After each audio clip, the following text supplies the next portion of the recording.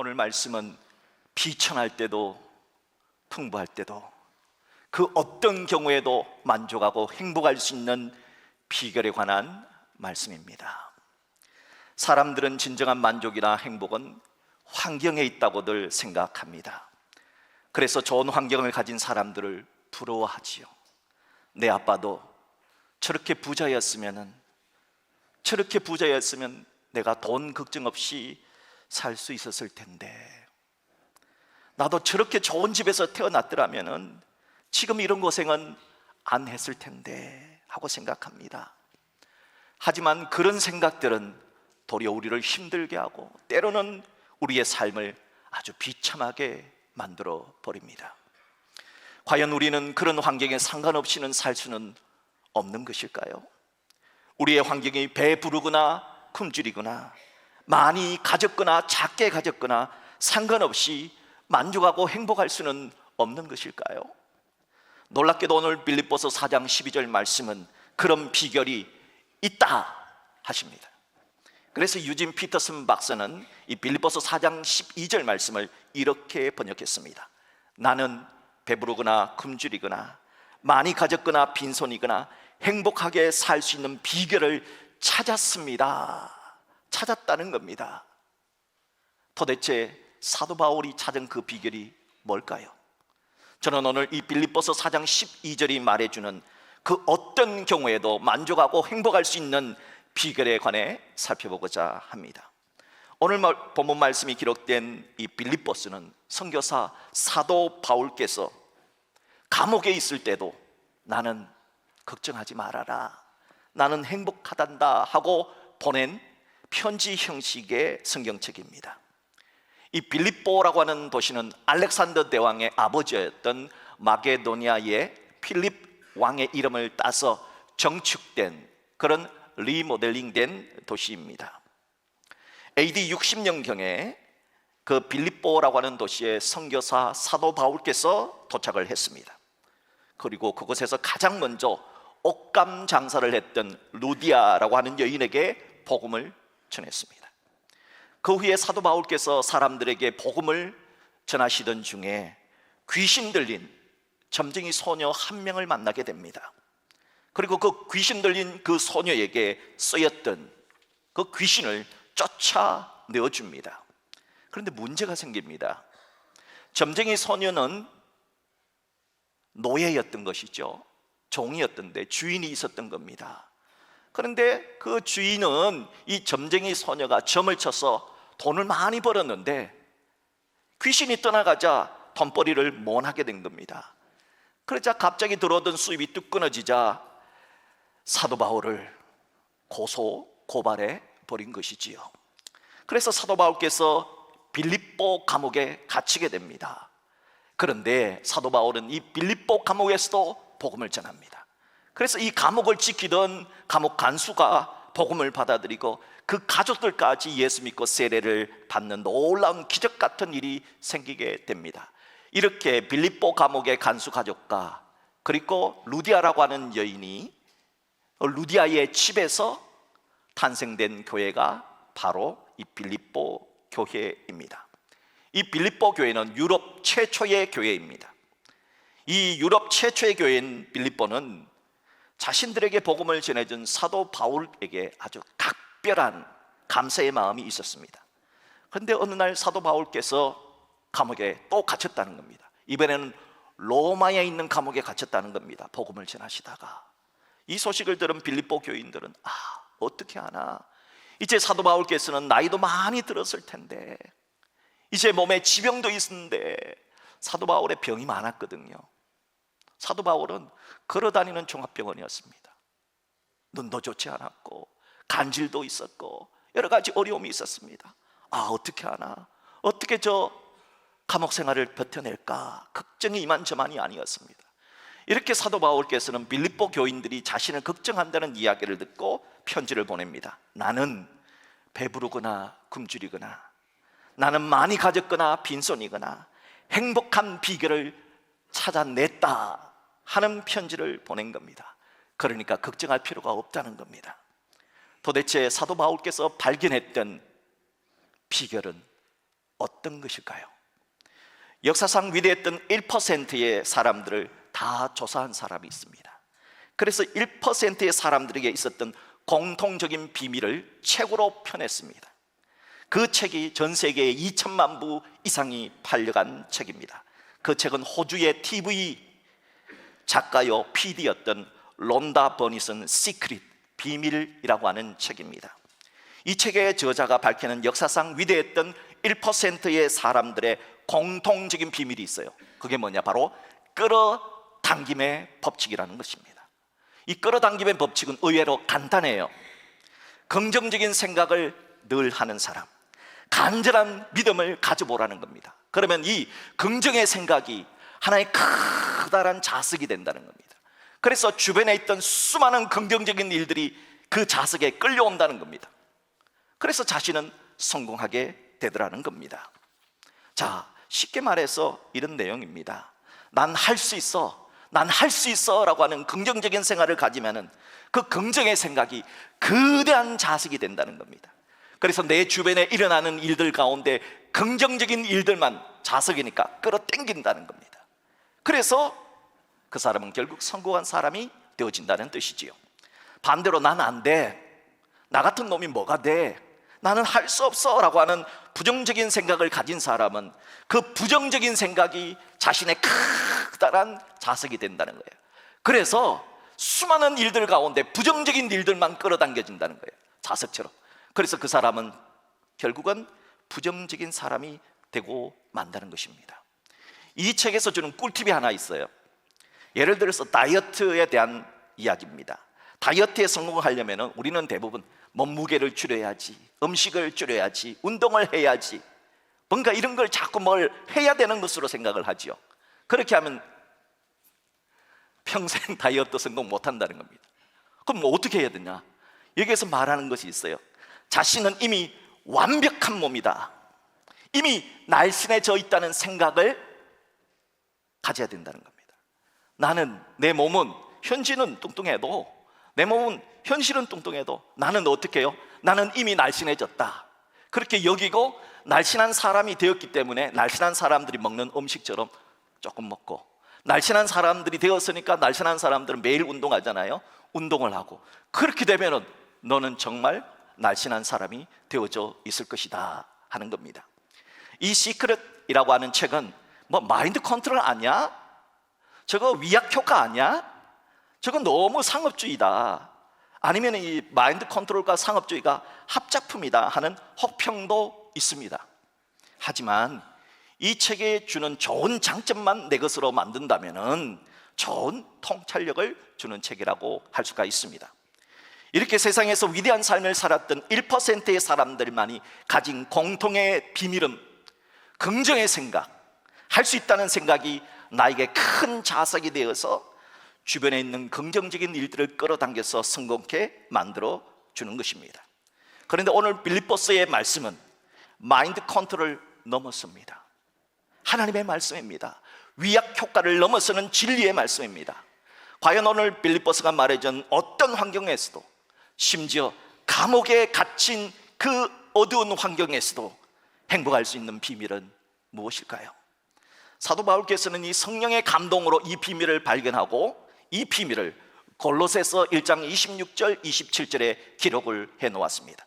골로새서 1장 26절 27절의 말씀입니다. 이 비밀은 만세와 만대로부터 감추어졌던 것인데, 본래 이 비밀은 감추어졌던 것입니다. 그런데 이제는 그의 성도들에게 나타났다는 겁니다. 지금까지 감추어져 있던 비밀이 하나님을 믿는 자들에게 나타났다는 겁니다.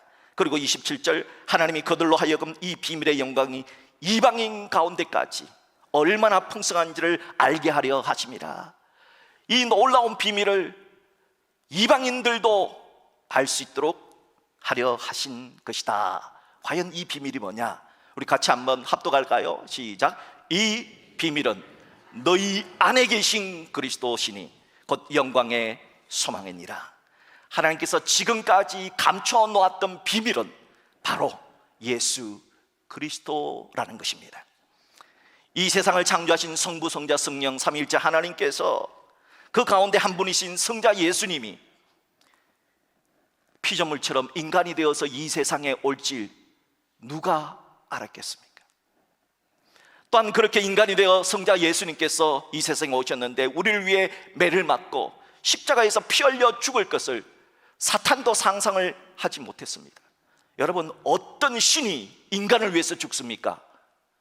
거꾸로 돼야 되죠.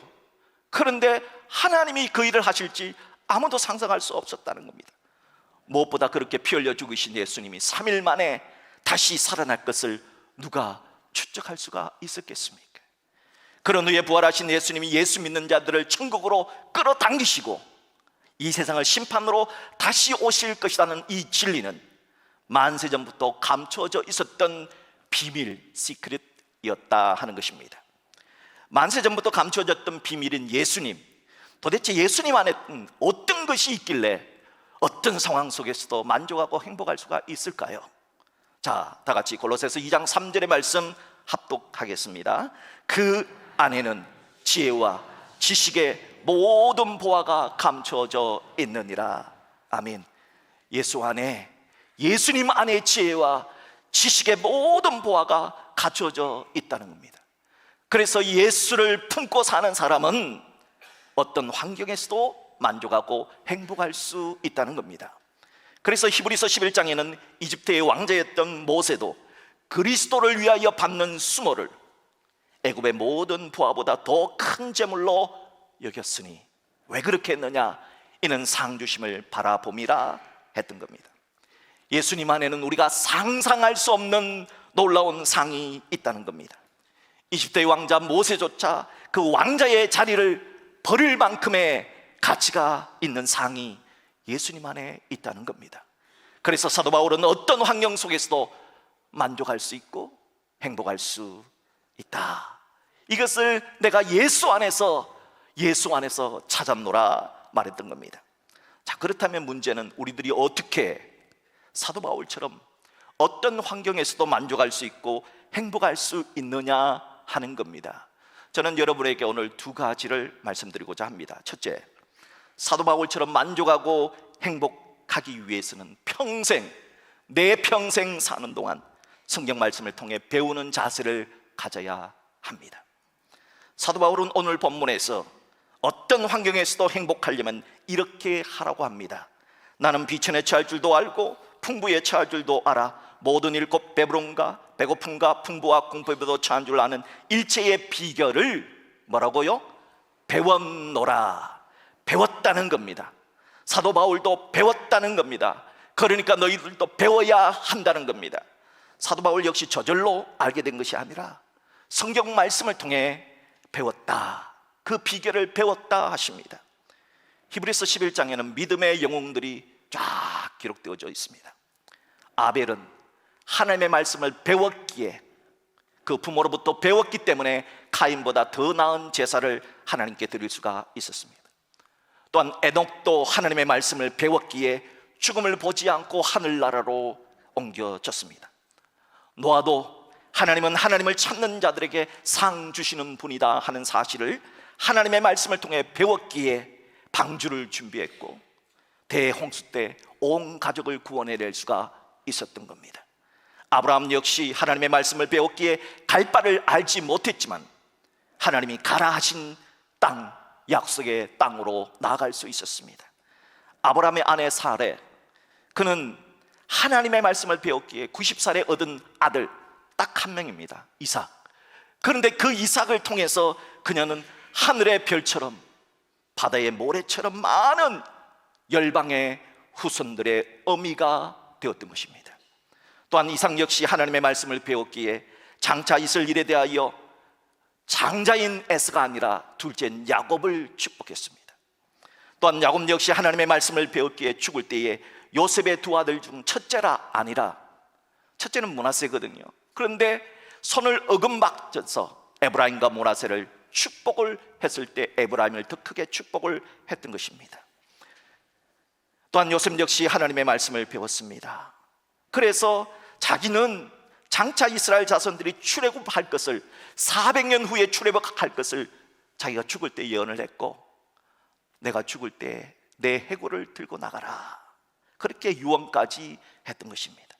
모세도, 여호수아도, 기생 라합도, 사사 기드온도, 바락도, 삼손도, 입다도, 입손도, 다윗도, 사무엘도, 선자들도 다 하나님의 말씀을 배웠기에 믿음으로 살았고, 믿음으로 많은 고난과 조롱과 옥에 갇히는 시련 속에서도 구차하게 내 이 감옥에서 풀어주십시오, 그렇게 말하지 않았던 겁니다.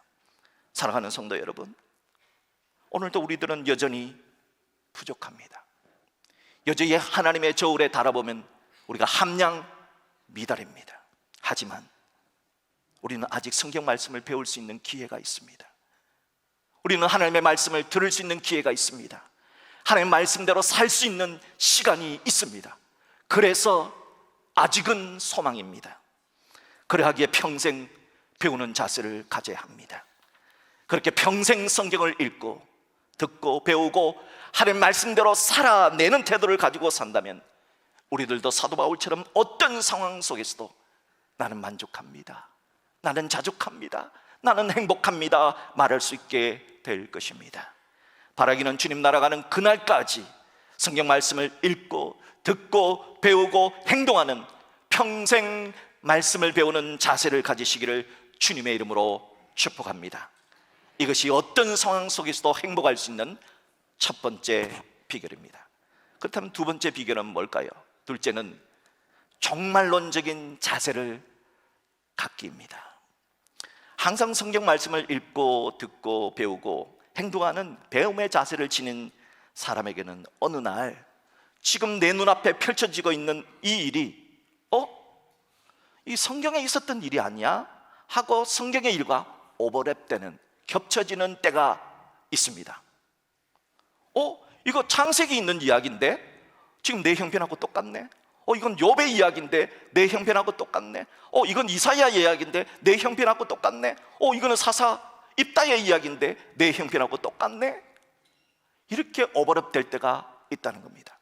그때는 그 사건을 다시 보고 지혜를 얻으라는 뜻입니다. 이렇게 하라는 것이 하나님의 뜻이구나 하는 지혜를 얻을 수가 있습니다. 또한 성경 말씀을 읽고 듣고 배우고 행하는 배움의 자세를 지닌 사람이 끝을 볼 줄 아는 종말론적인 자세를 가진다면 어떤 환경 속에서도 행복할 수 있는 것입니다. 왜냐하면 하나님은 알파와 오메가, 시작과 끝의 하나님이기 때문입니다. 종말론적인 자세라고 하는 것은 끝을 보고 미래를 보고 현실을 보는 자세를 말합니다. 현실을 보고 미래를 보는 게 아니고요, 미래부터 보고, 우리로 말하면 정답을 보고 문제를 푸는 겁니다. 여러분, 정답을 보고 문제를 푸는 게 쉽습니까? 문제를 풀다가 나중에 정답 보는 것이 쉽습니까? 다 안 해봤어요? 네. 여러분들 전과 사가지고 옛날에 공부할 때 답 보고 먼저 안 했어요? 여러분 안 그렇구나. 저는 그랬습니다. 답부터 먼저 보고, 선생님이 그렇게 하지 말라 그랬거든요. 과정이 중요하다. 그런데 나도 모르게 답부터 보고 풀고 이렇게 했거든요. 종말론적인 자세라고 하는 것은 미래를 보고 현실을 보는 겁니다. 여러분, 오늘 가난하다고 내일도 가난합니까?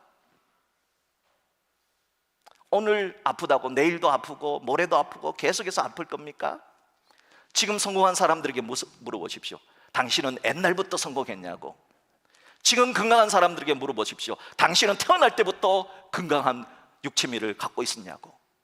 당신은 태어날 때부터 부자였냐고. 그렇게 말하지 않을 겁니다. 여러분, 미래를 보고 현실을 보는 겁니다. 성공한 미래를 보고 현실의 아픔을 이겨내는 겁니다. 성공한 미래를 보고 현실의 실패를 고쳐나가는 겁니다. 이것이 어떤 상황 속에서도 만족할 수 있고 행복할 수 있는 두 번째 비결입니다. 여러분, 한번 생각을 해보세요. 미래는 우리의 것이 아니잖아요. 하나님의 것이잖아요. 하나님의 것은 우리가 생각하는 것보다 훨씬 더 좋은 일들을 마련해 놓았습니다. 성경은 언제나 우리의 미래가 해피엔딩이라고 말해줍니다. 그 해피엔딩을 땡기는 겁니다. 자, 이런 거지요. 자, 우리가 30일 날이 월급날이라고 생각해 보세요. 아직은 14일이잖아요 16일 남았잖아요. 그런데 내가 돈이 필요해. 어떡합니까? 사장님, 그때 뭐라 그럽니까? 갑을 좀 해주세요 그러잖아요. 그렇죠? 가불이 뭐예요? 미래의 것을 땡기는 거잖아요.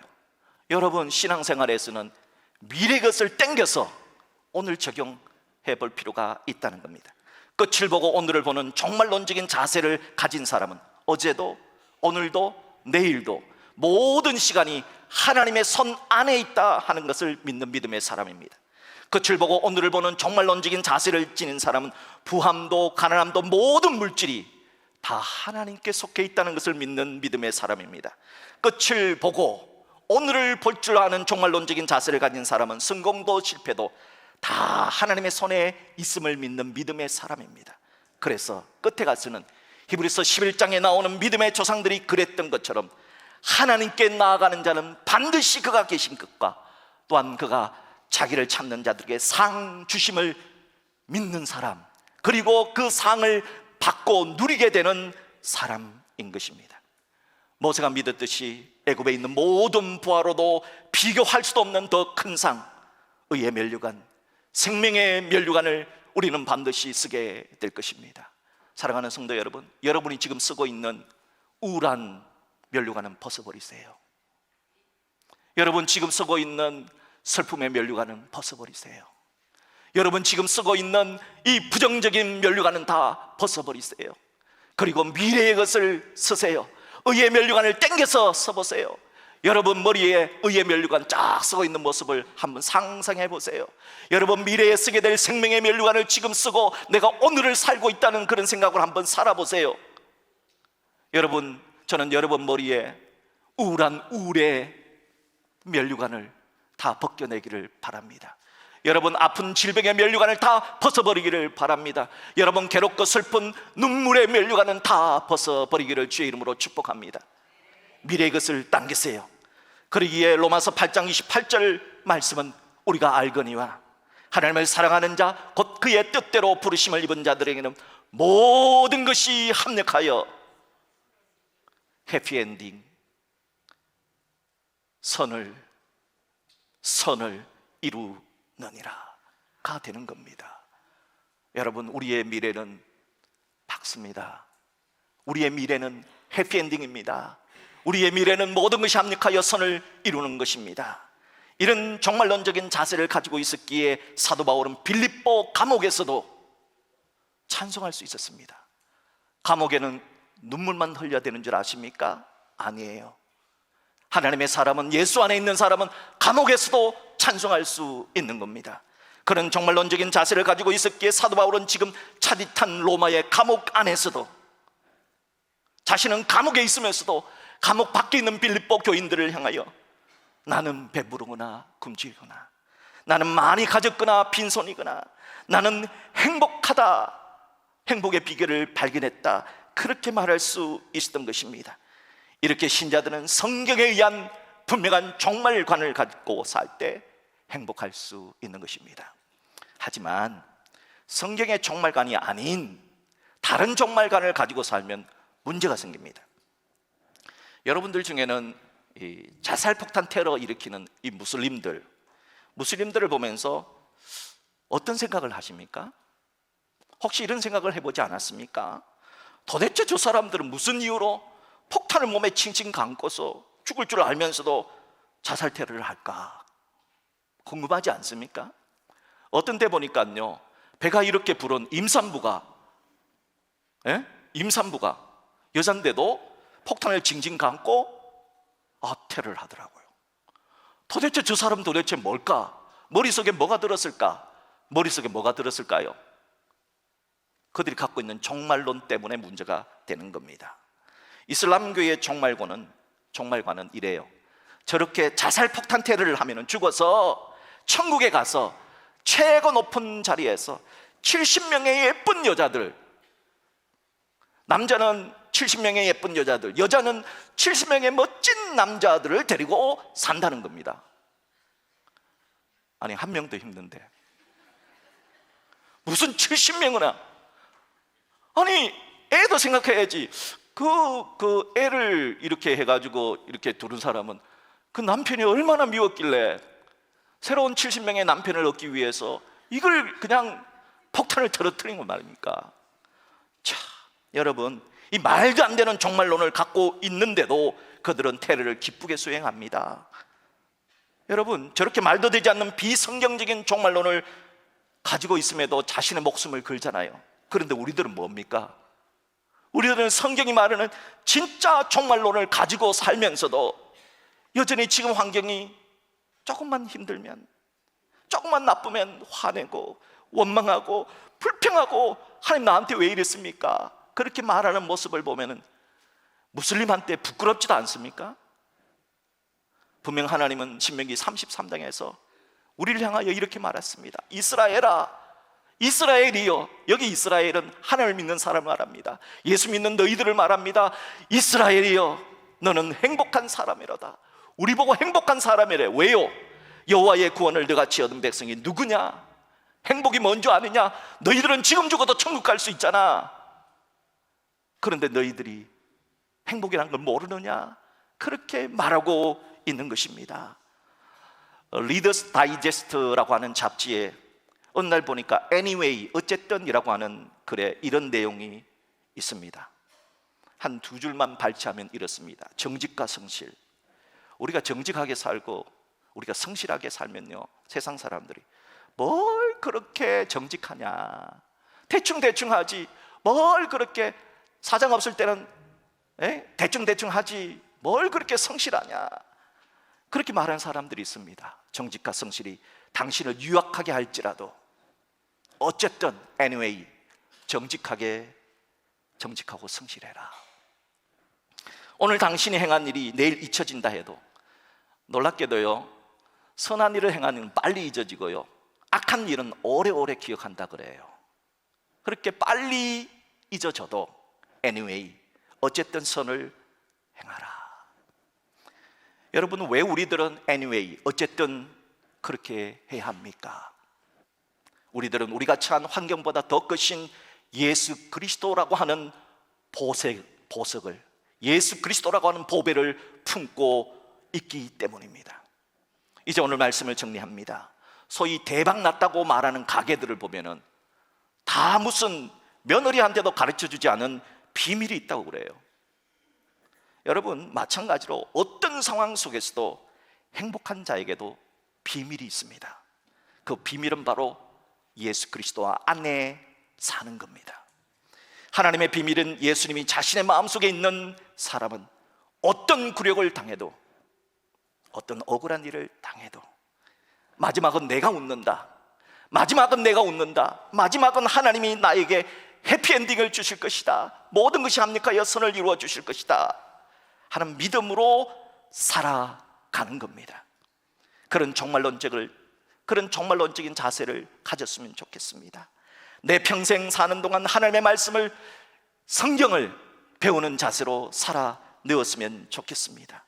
여러분, 현실만 보지 마십시오. 현실의 아픔만 보지 마십시오. 미래의 것을 좀 땡겨서라도 여러분이 누구인지를 아시고, 여러분의 결론이 무엇인지를 아시고 오늘을 살아내는 여러분 되셔서 어떤 상황 속에서도 사도 바울처럼 행복한 여러분 되시기를 주 예수 그리스도의 이름으로 축복합니다.